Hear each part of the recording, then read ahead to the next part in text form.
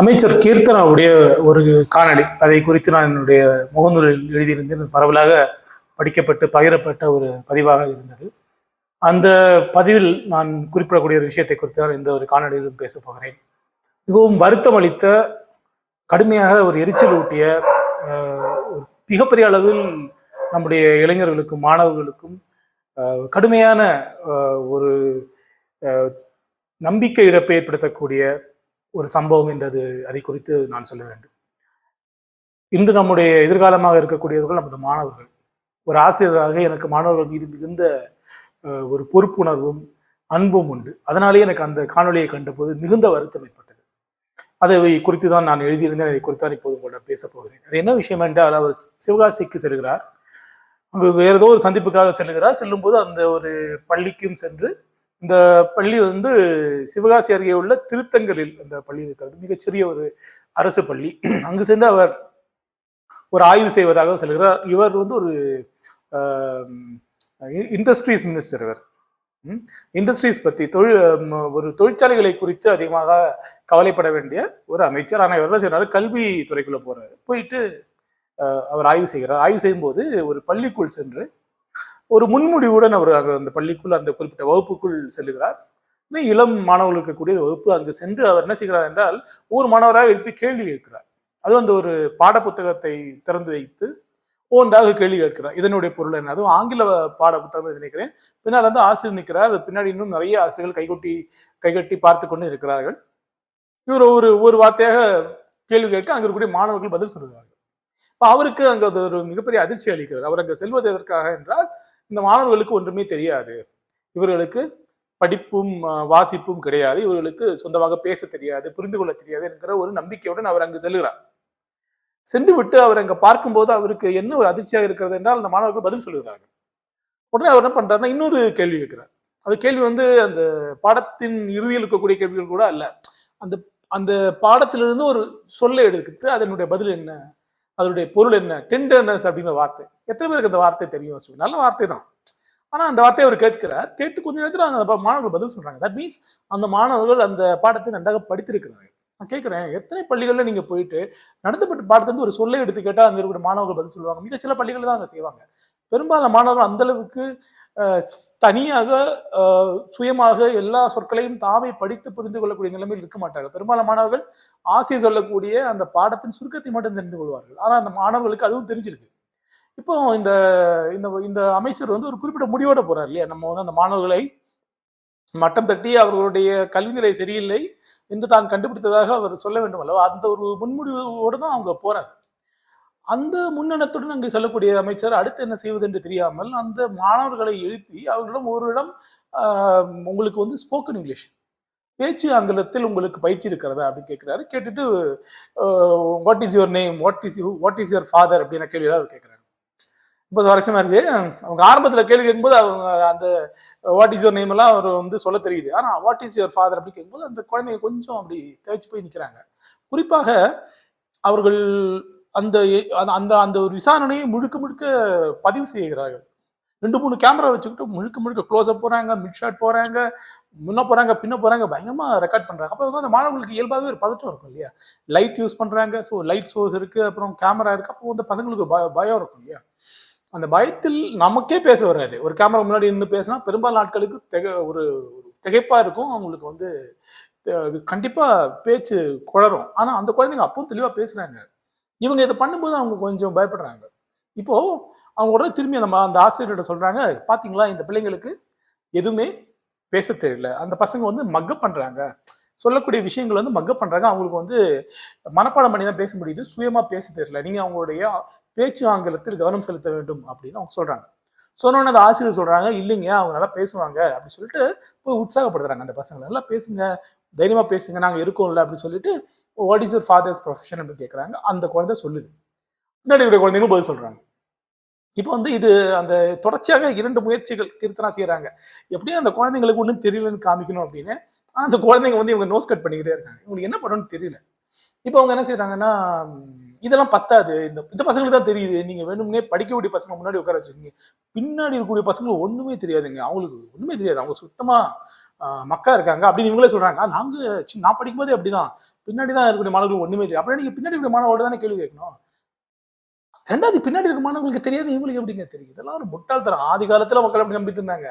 நான் சொல்றேன் கேளுங்க, நீங்க எந்த வகுப்புக்கு போனாலும் ஒரு ஒரு வகுப்புக்குன்னு ஒரு ரேஷியோ இருக்கு. எல்லா வகுப்புலையுமே 100% மாணவர்களும் சிறந்த மாணவர்களாக இருக்க மாட்டார்கள். ஏன்னா மாணவர்களுடைய திறன்கள் என்பவை முழுக்க பாடத்திட்டம் சார்ந்தது அல்ல. அதை நீங்க புரிஞ்சுக்கணும். மாணவர்களுக்கு பலவிதமான திறமைகள் இருக்கும். சில பேருக்கு இசையில் நாட்டம் இருக்கும், விளையாட்டில் நாட்டம் இருக்கும், அறிவியலில் நாட்டம் இருக்கும், மொழியில் சிலருக்கு அதிகமாக நாட்டம் இருக்கும், கணிதத்தில் சில பேருக்கு நன்றாக நாட்டம் இருக்கும். பல திறமைகள் கொண்டவர்களாக மாணவர்கள் இருப்பார்கள்.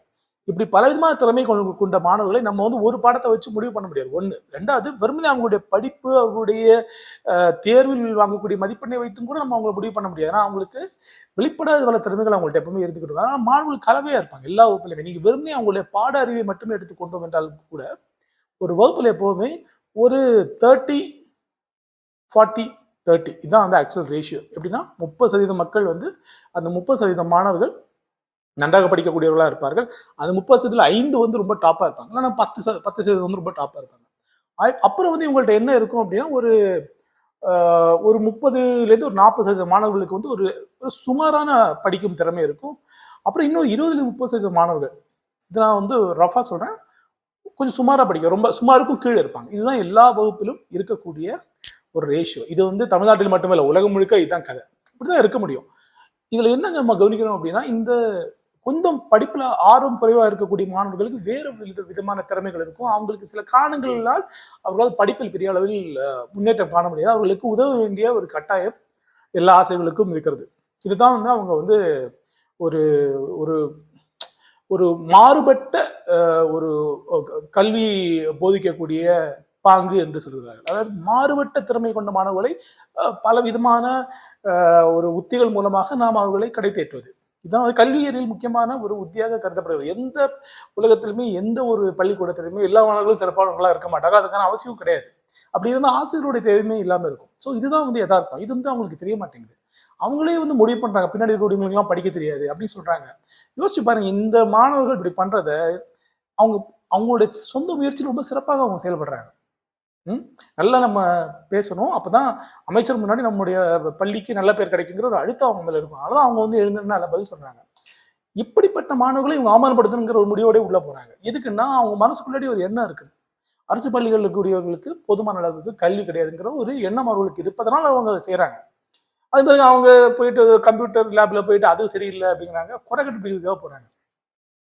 இவருடைய நோக்கம், சில நண்பர்கள் சொல்கிறார்கள், இவருடைய நோக்கம் வெறுமனே இந்த மாணவர்களை அவமானப்படுத்துவதோ, ரீல்ஸ் போடுவதோ, தன்னை ஒரு பெரிய ஆளாக காட்டிக்கொள்வதோ மட்டுமே அல்ல. சில நண்பர்கள் சொல்கிறார்கள், இவர்களுக்கு அரசு பள்ளிகள் மீதான ஒரு அரசு பள்ளிகளிடம் அரசு செலுத்தக்கூடிய ஒரு கவனம், அரசு பள்ளிகளுக்காக அவர்கள் செலவிடக்கூடிய நிதி, இதை குறைத்து விட்டு தனியார் பள்ளிகளை அதிகரிக்க வேண்டும் அப்படிங்கிற ஒரு இலக்கு இருப்பதாக சொல்லுகிறார்கள். அதே போல அரசாங்கத்துடைய அதாவது மத்திய அரசாங்கத்துடைய கொள்கைகளை, கல்விக் கொள்கைகளை தமிழ்நாட்டு மாணவர்கள் மீது திணிக்கக்கூடிய நோக்கம் இவர்களுக்கு இருப்பதாக சொல்லுகிறார்கள். இப்போ என்ன நடக்குதுன்னா, தொடர்ச்சியாக கல்வி அமைச்சர், இவர் கல்வி அமைச்சர் கிடையாது, இவர் தொழில்துறை. இப்போ கல்வி அமைச்சர் ராஜ்மோகன் பேசும்போது கூட தொடர்ச்சியாக அந்த தனியார் பள்ளிகளை பற்றி பேசிக்கொண்டே இருக்கிறார். அவருடைய கனவும் அங்கதான் இருக்கு. அப்ப இவங்களுக்கெல்லாம் அந்த தனியார் பள்ளிகளை இருக்கக்கூடிய தாளாளர்கள் அவர்களுடன் ஏதோ ஒரு கூட்டணி போட்டுக்கொண்டு ஏதோ ஒரு பெரிய திட்டம் வச்சிருக்காங்க. அதனால இந்த அரசு பள்ளிகளை மட்டம் தட்டக்கூடிய ஒரு எண்ணம் இவர்களுக்கு இருப்பதாக தொடர்ந்து நண்பர்கள் சொல்லிக்கொண்டே இருக்கிறார்கள். அதில் ஒருவேளை உண்மை இருக்கலாம். ஸோ அந்த ஒரு லார்ஜர் அஜெண்டாவுக்கான ஒரு சிறு பகுதியாக இந்த மாதிரி ரீல்ஸை வந்து இவங்க போட்டுக்கிட்டே இருக்காங்க நினைக்கிறேன். ஸோ இது வெறுமே மாணவர்களை அவமானப்படுத்தக்கூடிய செயல் மட்டுமே அல்ல, அதை தாண்டி ஒரு மிகப்பெரிய ஒரு சதித்திட்டம் இந்த அரசிடம் இருப்பதாக நான் நினைக்கிறேன். இது ரொம்ப ஆபத்தானதுன்னு நினைக்கிறேன். அதனால இந்த வீடியோ நான் இங்கே போடுறேன். நிறைய பேர் இதை பற்றி பேசுங்க. இந்த மாதிரியான செய்திகளை செய்யக்கூடாதுன்னு சொல்லுங்க. நம்முடைய அரசு பள்ளிகளில் தரமான கல்வி நிச்சயமாக வழங்கப்படுகிறது. அரசு பள்ளிகளில் கல்வியில் ஏற்படக்கூடிய சிக்கல்கள் முழுக்க வேறொரு விவாதம். அரசு பள்ளிகளை ஒழித்து கட்ட வேண்டிய அவசியமோ அவற்றை நாம் அவமானப்படுத்த வேண்டிய அவசியமோ கிடையாது. அதற்கு பதிலாக இந்த அரசு பள்ளிகளுக்குள் நாம் தரத்தை எப்படி மேம்படுத்துவதுன்னு யோசிக்கலாம். அது அவங்கள போயிட்டு நீங்க குறுக்கிடணும், அவங்கள கேள்வி கேட்கணுங்கிற அவசியம் கிடையாது. உங்களுக்கே தெரியும், எல்லாருக்குமே தெரியும், கல்வியலாளர்கள்ட்ட நீங்க பேசுங்க, அவங்களோட ஆலோசனைகளை கேளுங்க, கூடுதலான ஆசிரியர்களை கொடுங்க. அவங்களுக்கு வந்து ஸ்போக்கன் இங்கிலீஷ் இம்ப்ரூவ் பண்ணுமா, நீங்க தனியாக ஸ்போக்கன் இங்கிலீஷ் டீச்சர் போடுங்க, தனியாக அதுக்கான நம்பர் ஆஃப் ஹவர்ஸ் கூட்டுங்க. ஸோ நேச்சுரலி அவங்களுக்கு வந்து இந்த பயிற்சி வந்து அதிகமாகும்.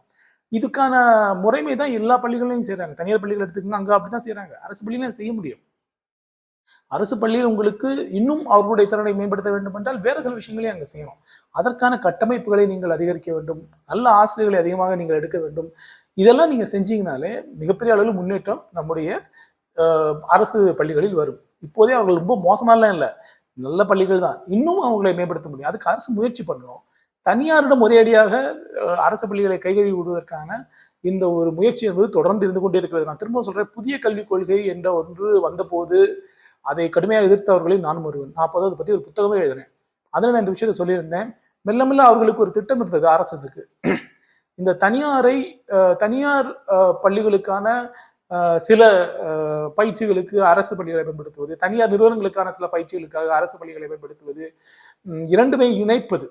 அந்த ஒரு நோக்கம் அவர்களுக்கு ஆரம்பத்தில் இருந்தது என்று சொல்கிறேன். இந்த விஜய் அரசுக்கும் அப்படியான சில நோக்கங்கள் இருக்கின்றன என்கிற ஒரு சந்தேகம் இப்படியான ரீல்ஸ்களை பார்க்கும்போது எனக்கு ஏற்படுகிறது. இப்படியாக குழந்தைகளை அவர்களுடைய அனுமதி இல்லாமல், பெற்றோருடைய அனுமதி இல்லாமல் ரீல்ஸ் எடுப்பது மிகப்பெரிய தவறு. இதையும் இந்த அமைச்சர் நிறுத்த வேண்டும். இந்த அமைச்சர் மட்டுமல்ல, மற்ற அமைச்சர்களும் அப்படிதான் இருக்காங்க. நீங்க போய் பள்ளிக்கூடத்துக்கு உள்ள போறீங்க, உள்ள போயிட்டு அங்க கூட மாணவர்களை பாட்டு பாட சொல்றீங்க, விஜய் படத்துக்கு டான்ஸ் ஆட சொல்றீங்க. இதெல்லாம் என்ன நியாயமா நடவடிக்கையா சொல்றீங்க? இதுக்கும் கல்விக்கு என்ன சம்பந்தம்? இந்த மாதிரியான அநீதிகளை நீங்கள் தயவு செய்யாதீர்கள். பள்ளி மாணவர்களை உங்களுடைய கட்சியின் ரசிகர்களாகவும், உறுப்பினர்களாகவும், உங்களை பின்தொடரக்கூடியவர்களாகவும் அந்த பள்ளி மாணவர்களை மடைமாற்றம் செய்யக்கூடிய இந்த பணி என்பது மிக மிக தவறான ஒன்று. என்கிட்ட கேட்டா பாஜக கூட இதை செய்ததில்லை. பாஜகவும் செஞ்சிருக்காங்க. பாஜக மிகச்சிறிய அளவில் தான் இந்த மாதிரி சின்ன சின்ன விஷயங்கள் செஞ்சிருக்காங்க தவிர தாவைக்கு அளவுக்கு முழுமூச்சாக இதை இறங்கி அவங்க செஞ்சதில்லை. இதற்கு முன்னாடி இதை செஞ்சவங்க யாருன்னு கேட்டீங்கன்னா ஹிட்லர், முசோலினி இவங்க தான் செஞ்சிருக்காங்க. ஹிட்லர்ஸ் யூத் அப்படின்னு ஒரு தனி அமைப்பை அவர் வச்சிருந்தார். அந்த அமைப்புக்குள்ளாடி ஏகப்பட்ட இளைஞர்களை கொண்டு வந்து, மாணவர்களை கொண்டு வந்து, குழந்தைகளை கொண்டு வந்து சேர்த்து அவங்கள வந்து மூளைச்சலவை செஞ்சாங்க. இந்த மாணவர்களை 12, 13 வயது மாணவர்களை பின்னாடி வந்து அவருடைய படையில அவர் சேர்த்தார். இது ஒரு கட்டத்துல வந்து அவர் ஆட்சிக்கு வந்து ஒரு கிட்டத்தட்ட 5 ஆண்டுகள் நினைக்கிறேன் அவருடைய கட்டாயமாக்குனார். எல்லா குழந்தைகளும் தன்னுடைய இந்த இந்த ஒரு அமைப்புக்குள் சேர வேண்டும் என்கிற ஒரு கட்டாயத்தை ஏற்படுத்தினார். தாவேக்கால என்ன பண்றாங்க அப்படின்னா, அவங்க கட்டாயமா பண்ணாம வந்து வாலண்டரியா உள்ள போயிட்டு நாங்க எங்களுடைய கொள்கைகளை கொள்கைன்னு ஒண்ணுமே இல்லை, பாட்டு பாடுறோம், மாணவர்களை நாங்க வந்து எங்களுடைய விஜய் பாட்டை பாட வைக்கிறோம், விஜய் பற்றின முழக்கங்களை போட வைக்கிறோம் அப்படிங்கிற மாதிரி அவங்க ஆரம்பிக்கிறாங்க ஒரு பக்கம். அப்புறம் அரசு பள்ளிகளெல்லாம் அரசு பள்ளி மாணவர்களை அவமானப்படுத்துறாங்க. அப்படியே வந்து ரொம்ப மோசமான சில திட்டங்களையும் சில மோசமான நோக்கங்களையும் அவர்கள் கொண்டிருக்கிறார்கள். இது மிக மிக கண்டிக்கத்தக்க ஒரு விஷயம். இதை பத்தி நீங்கள் நிறைய பேர் பேசுங்க. இதை அவ்வளவு எளிதில் நாம் அனுமதிக்க கூடாது என்று சொல்லி இதை முடித்துக் கொள்கிறேன். நன்றி, வணக்கம்.